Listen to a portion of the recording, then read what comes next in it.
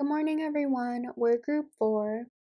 For our presentation, we will be discussing Appleby and colleagues' study on the impact of the COVID-19 pandemic on the experience and mental health of university students in Canada and the UK. Some background information: COVID-19 was first identified in 2019 in China, and since then there's been substantial growth in cases around the world. The restrictions imposed to limit transmission have created significant challenges for universities and its students. So the objective of this study is to explore the impact the pandemic had on uni students at Queen's University and the University of Oxford.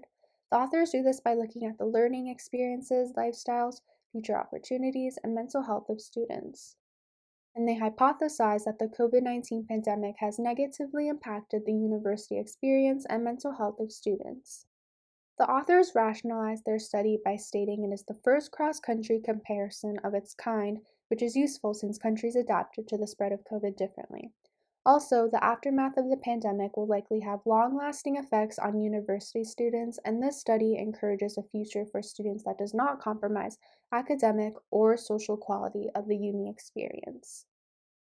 The study design in this article is an observational, cross-sectional study in which university students were observed at a single point in time. The study used an ongoing longitudinal study survey of undergraduate students at Queen's University in Canada and first-year undergraduate students at Oxford University in the UK, and added COVID-19 related questions to the U Flourish Student Wellbeing and Academic Success online survey to distribute to students. The exposure in this study is the COVID-19 pandemic. Though not explicitly stated, the primary outcome studied was mental health and well-being of students, and the secondary outcome was academic performance and learning experiences. The confounding variables in the study were student gender, age, and year of study, as these variables all have the potential to influence mental health, coping mechanisms, and academic performance. In this study, RStudio was used to perform the primary analysis, and descriptive statistics were then used to describe the sample and responses to the pandemic anxiety scale and COVID-19 impact items. Proportional differences between strata were examined using chi-square tests. The study examined data from 3,013 Queen's undergrad students and 339 Oxford students. The majority of participants in the Queen's sample were female, age 19, and mostly domestic students in their first or final year of study. In comparison, the Oxford sample was entirely made up of first-year students, the majority of whom were female and age 18. Students have shared that the COVID-19 pandemic has had a detrimental impact on their academic learning experiences, future academic and job prospects, hobbies and leisure activities, finances, and mental health. Collectively, these factors underscore the negative impacts on the mental health and well-being of students during the pandemic.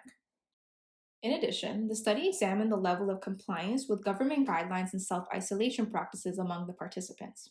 Age-stratified analysis revealed that female Queen students demonstrated a higher likelihood of adhering to government recommendations and practicing self-isolation compared to their male counterparts.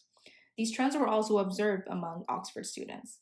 These significant gender-based differences observed between strata may be a result of heightened levels of anxiety experienced by female students.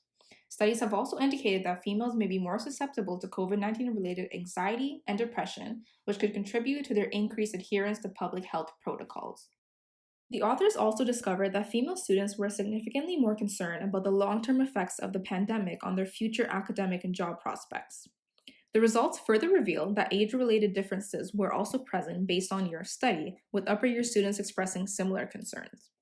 We believe that these worries stem from a lack of job opportunities in comparison to previous years, as well as an increased competition for graduating with less work experience and less academic experience. The authors conclude that the pandemic had a severe detrimental effect on university students' mental health. Surveys showed high levels of anxiety, depression, and stress since COVID-19 in all populations, but much higher in the female population. They state that the COVID-19 pandemic negatively affected students' education and personal professional lives even after graduation. Many students also disliked online learning due to limited engagement with instructors and financial concerns. The authors do highlight the importance of providing mental health resources to students during and after the pandemic. Although this study is the first study to compare the effects of the pandemic, it only included data from two countries, Canada and the UK, so it can't be generalized to other populations. The study also relied on self reported data, which can lead to social desirability and recall bias. Lastly, while the response from Queen's was from a diverse population of undergrad students, the population size from Oxford was only first year students. The authors cite many literatures such as King et al. 2021, McManus et al. 2020, and many more. They all agree that high number of females and older students felt more worried and concerned about the pandemic, as well as their future career prospects. Also, that online learning led to a lack of engagement with others. In contrast, the authors did not cite any literature that contradicted their findings. All in all, the authors acknowledge the need for future research to replicate and build on their findings and to explore the experiences and mental health of university students in other contexts and time periods. The big picture from this article is that there needs to be more resources and support to help with the mental health challenges in the future, not just for a pandemic, but for daily life.